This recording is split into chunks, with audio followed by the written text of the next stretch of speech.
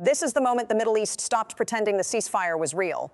If you look at the northern border of Israel right now, the hills above Kiryat Shmona, the ridgelines overlooking the Galilee, you will see something that has not been seen since the darkest days of 2006. Israeli artillery units repositioning, Iron Dome batteries being transferred north by military convoy, civilian evacuation notices going out to 14 communities within 10 kilometers of the Lebanese border. Not a drill, not a preparation exercise, an actual government-ordered evacuation issued at 3:48 a.m. on a Friday morning, while most of the country was still asleep. As of 3:48 a.m. Israel Standard Time, Friday, April 25, 2025. Israeli military intelligence has formally assessed that Hezbollah is within 24 to 72 hours of launching a coordinated multi-front rocket offensive from southern Lebanon. The assessment, confirmed by two Israeli defense officials speaking to Haaretz on background, describes Hezbollah's launch posture as active and imminent, the pious classification used before a declared state of war. Iran is behind this, not indirectly, not through suggestion. According to the same intelligence assessment, IRGC advisors are currently embedded with Hezbollah launch units in the Bekaa Valley and along the southern Lebanese ridge system. Iran is not watching this from a distance. Iran is in the room where the orders will be given. Hezbollah has an estimated 150 Zircon rockets and missiles pointed at Israeli territory right now. That number is not a guess. It is an Israeli military figure repeated publicly by IDF spokespeople for 2 years. What changes tonight is that those rockets are no longer sitting in warehouses. They are at launch positions. And the finger is moving toward the trigger. If this is your first time on this channel, subscribe right now and hit like. These developments are moving hour by hour, and you cannot afford to miss what comes next. Drop a comment and tell me, do you think Israel will strike first or wait for Hezbollah to fire? I want to know where you stand before we get into what the intelligence actually says. 8 months ago, there was a ceasefire. That word deserves quotation marks because what was signed was not peace. It was a pause, agreed to under American and French diplomatic pressure that neither Hezbollah nor Iran ever intended to honor permanently. The November 2024 ceasefire agreement required Hezbollah to withdraw its armed forces to north of the Litani River, approximately 30 kilometers from the Israeli border. It required the Lebanese armed forces to fill the vacuum. It required an international monitoring mechanism to verify compliance. It was presented to the world as a genuine de-escalation, a framework for stability, a pathway to something better. On paper, it still exists. On the ground, it never happened. Israeli surveillance, drone footage, satellite imagery, signals intelligence documented Hezbollah returning to forward positions within 6 weeks of the ceasefire being signed. Not visibly, not loudly, gradually, systematically using civilian infrastructure, agricultural buildings, and underground tunnel systems to reposition fighters and weapons closer to the border than the agreement permitted. The Lebanese armed forces, underfunded, under-equipped, and deeply reluctant to confront Hezbollah directly, deployed to some positions and looked the other way at others. The international monitoring mechanism met regularly. It issued reports, it expressed concern, it changed nothing. The plan was always for the ceasefire to buy Hezbollah time to rearm, reposition, and prepare for the next round at a scale larger than the last. The architects of that ceasefire, the American diplomats who flew back and forth to Beirut and Jerusalem for weeks, gambled that economic pressure on Lebanon and political pressure on Hezbollah's internal leadership would produce genuine compliance over time. They assumed that the Lebanese population, exhausted and economically destroyed, would restrain Hezbollah through internal pressure. They assumed Iran would allow its most powerful regional proxy to stand down permanently. Every one of those assumptions was wrong, and tonight we are living in the consequences. I want to address something that has come up constantly in the comments over the past week. Many of you have been asking whether Hezbollah's missile arsenal is actually as capable as the numbers suggest, or whether the 150,000 figure is inflated for political purposes. That is exactly the right question to ask, and I am going to break down exactly what those weapons can do, range by range, in Act 3. Keep watching and keep the questions coming below. This is the kind of conversation that makes this channel worth being part of. At 1:14 a.m. on Friday, Israeli Air Force reconnaissance aircraft operating over southern Lebanon detected a pattern of vehicle movement that had not been present in the previous 72 hours of surveillance. Truck convoys, without lights, moving on secondary roads between the Bekaa Valley and the southern ridge system, were repositioning what analysts identified as long-range rocket systems, not the short-range Katyusha batteries that Hezbollah uses for routine harassment. Larger systems, systems with ranges that reach Tel Aviv. The Israel Defense Forces Southern Command was already on elevated alert. Northern Command went to its highest readiness status within 20 minutes of the reconnaissance report being assessed. At 2:30 a.m., Prime Minister Netanyahu was woken and briefed. At 3 a.m., the Security Cabinet convened in the underground Situation Room beneath the Kiryat military headquarters in Tel Aviv. At 3:48 a.m., the evacuation orders went out. Pause, the communities being evacuated are not symbolic. Kiryat Shmona, Metula, Shlomi, Naharia, these are real towns with real families who have been displaced before in 2006 in the exchanges of 2024 and now again. Many residents had not fully returned from the last evacuation. They are being told to leave again. The psychological weight of that, the repeated uprooting, the repeated uncertainty, the repeated arrival of phone alerts in the middle of the night is a dimension of this crisis that the military maps and missile counts do not capture. While Israeli families were loading cars in the darkness, Hezbollah's media arm was also releasing a statement through its Al-Manar television network at 4 a.m. Beirut time. The statement did not mention rockets. It did not announce an offensive. It said simply that Hezbollah stands ready to respond to any Zionist aggression with a force the enemy has not previously experienced. That language is precise. That is not a general declaration. That is a prepared message released at a prepared time, timed to the Israeli evacuation orders, demonstrating that Hezbollah knew the evacuation was happening before the public did.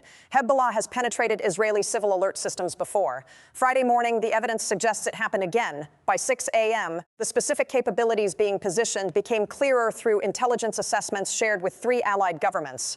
The systems detected in the overnight convoy movement included Fatih 110 ballistic missiles with a range of 300 kilometers, enough to reach Tel Aviv, Ben Gurion Airport, and the Negev Desert, Khaybar 1 rockets with 100-kilogram warheads, and at least one category of weapon that Israeli officials would only describe on background as a system we have not previously seen deployed to Lebanon, a statement that carries its own very specific weight. While IDF Northern Command was finalizing contingency strike packages against identified launch positions, 3 Hezbollah tunnel complexes in Qiyam, Bint Bail, and Aita al-Shab were also showing activity consistent with pre-launch preparation.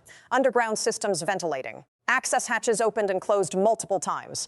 Patterns that Israeli intelligence has learned to read over years of watching Hezbollah operate from beneath Lebanese civilian terrain. And most critically, at 7:15 a.m. Israeli time, IRGC Quds Force Commander Brigadier General Esmail Khani landed at Beirut's Rafik Hariri International Airport on an unannounced flight from Tehran. He was met on the tarmac by a Hezbollah security detail. He did not go through the terminal. He was driven directly to a location in the southern suburbs of Beirut that Israeli intelligence has identified as a Hezbollah command node. The head of Iran's foreign military operations flew personally to Beirut 12 hours before a projected Hezbollah offensive. That is not a coincidence. That is supervision sources. Haaretz defense correspondents, 2 Israeli military officials speaking on background, Reuters Middle East Bureau, Al-Manar Broadcast Archive, 3 European allied government intelligence assessments shared under diplomatic communication protocols. According to leaks from 2 diplomatic sources in Paris and 1 in Washington, an emergency call between President Biden, President Trump, and Israeli Prime Minister Netanyahu took place at 5:30 a.m. Washington time on Friday. The call lasted 47 minutes. That is long for an emergency call. Long calls between these 2 leaders on emergency timelines mean one thing: they were not agreeing. We have learned from a source familiar with the outcome of the call that Trump told Netanyahu the United States would provide full air defense support if Hezbollah launched first, including direct activation of the THAAD battery deployed to Israel in 2024 and enhanced Patriot coverage. The American commitment to defensive support was unambiguous. What was more complicated was the Israeli question, the one Netanyahu reportedly pressed 3 times during the 47 minutes. Whether America would support or at minimum not actively oppose an Israeli preemptive strike on Hezbollah launch positions before the rockets were fired. According to sources, Trump did not say yes. He did not say no. He told Netanyahu that America's position would depend on how the situation develops in the next few hours. That non-answer, delivered at 5:30 in the morning in the middle of an active military alert, is what diplomatic ambiguities looks like at its most dangerous. In Beirut, a parallel conversation was happening between Hezbollah's Secretary General Naim Qassem and the IRGC Commander Khani. Sources with knowledge of Hezbollah's internal communications, sources whose reliability has been established through previous accurate intelligence, say the meeting lasted 3 hours and involved a final review of targeting sequences, launch timing, and the communication protocol that would be used to coordinate a simultaneous multi-front activation across southern Lebanon. 3 hours to finalize an operational plan is not a brainstorming session. That is a final briefing before execution. A senior European diplomat who has maintained back-channel communication with Hezbollah through Lebanese political intermediaries for years attempted to reach Hezbollah's political bureau on Friday morning. He was told that the political bureau was unavailable for communication. In this context, unavailable means one thing: the political wing has stepped back and the military wing has stepped forward. When that handoff happens inside Hezbollah, the window for political intervention closes. Why is Iran moving on this now? Follow the strategic logic, and it is not complicated. Iran is currently under maximum economic pressure. Its currency has lost 63% of its value in the past 18 months. Oil exports, though sustained in part by Chinese purchases, are generating revenue that covers government operations but cannot absorb the full social cost of sanctions. Domestic protests, though suppressed, have not disappeared. The Iranian government needs something that is not economic. It needs a demonstration of strategic relevance, proof to its own population, to its regional partners, and to its adversaries that pressure does not produce paralysis. Activating Hezbollah is that demonstration. A Hezbollah offensive large enough to overwhelm Israeli air defenses in the north, to force mass displacement, to shut down Ben Gurion Airport, to hit infrastructure in Haifa and Tel Aviv, even if it ultimately fails militarily, is an enormous political and psychological achievement for Tehran. It says to every government in the region, we have been sanctioned, pressured, and isolated, and we can still do this. This shifts the regional power balance in a way that money cannot buy. Saudi Arabia, which has been cautiously normalizing toward Israel, is now watching Hezbollah demonstrate capability. The Gulf states that signed or are considering Abraham Accords-style agreements are watching and recalculating whether alignment with Israel carries costs they had not fully priced in. The Palestinian political landscape shifts. The Lebanese population, already crushed economically, faces another round of destruction that will be blamed by Hezbollah and by Iran, entirely on Israel. The legal and institutional dimension is equally significant. The UN Security Council resolution that underpins the November ceasefire, UNSC Resolution 1701, is now functionally dead. It was not effectively enforced while it was alive, but its existence created a framework. With Hezbollah at launch-ready status and IRGC commanders on Lebanese soil, the fiction that the framework was functioning can no longer be maintained. And when the legal framework for a conflict disappears, the actors in that conflict operate with fewer constraints. Hezbollah is not Hamas. That distinction matters, and it is not made often enough in Western coverage. Hamas operates with several thousand fighters, short-range rockets, and limited organizational depth. Hezbollah has 40,000 to 50 zero-trained fighters. It has precision-guided missiles. It has anti-ship missiles capable of threatening Israeli naval vessels. It has anti-aircraft systems that complicate Israeli air operations. It has underground infrastructure built over decades with Iranian engineering support, specifically designed to survive the kind of airstrikes Israel used in 2006 and 2024. This is a different adversary at a different scale, and the 150,000 rocket figure is not a political number. It is an operational reality. Here is the sequence that every serious defense analyst is working through tonight. If Hezbollah launches a full-scale rocket offensive, Israel responds with the most intensive air campaign in its history against Lebanese territory. If that air campaign begins, Lebanese civilian infrastructure, already at collapse point, is destroyed at a scale that produces a humanitarian crisis larger than anything the region has managed since 2006. If that crisis unfolds, Hezbollah uses it to justify escalation to precision missile strikes on Israeli cities. If precision missiles reach Tel Aviv, Israeli domestic political pressure for a ground invasion becomes overwhelming. If a ground invasion begins in Lebanon, Iran activates its other proxies simultaneously, Iraqi Shia militias, Houthi forces resuming Red Sea operations at scale, potentially Syrian regime assets along the Golan frontier. Israel finds itself fighting on 4 fronts simultaneously, and the United States is forced to make a decision about what active military support looks like in practice, not in principle. While Israel's northern border communities were evacuating, Jordan and Egypt were also convening emergency diplomatic consultations about what a full Israeli-Hezbollah war means for Palestinian political dynamics in the West Bank. Both countries have peace treaties with Israel. Both countries have populations deeply hostile to those treaties. A war in Lebanon, broadcasting on every Arab satellite channel, is the kind of event that tests whether governments can hold their own population's anger at a manageable level. The economic consequences are not secondary. They are simultaneous. Haifa is Israel's primary commercial port. It handles 70% of Israel's seaborne trade. If Hezbollah's long-range missiles reach Haifa, and they can, the port shuts down. Israel's import capacity collapses. The technology sector, which operates in Tel Aviv and is deeply integrated into global supply chains, faces a security crisis that its international partners cannot ignore. Government bonds, already under pressure, face a rating review that multiple agencies have quietly flagged as imminent. Reports from 3 journalists with access to senior Israeli defense figures describe an IDF planning staff that has not slept in 36 hours. Officers who have war-gamed Hezbollah scenarios for years are now watching those scenarios leave the war game room and enter the operational theater. The weight of that transition, from planning to execution, from simulation to consequence, is visible in every statement coming out of Israeli military spokespeople. The careful language, the deliberate understatement, the refusal to confirm or deny specific operational details that in previous crises would have been addressed more openly. The rockets have not launched yet.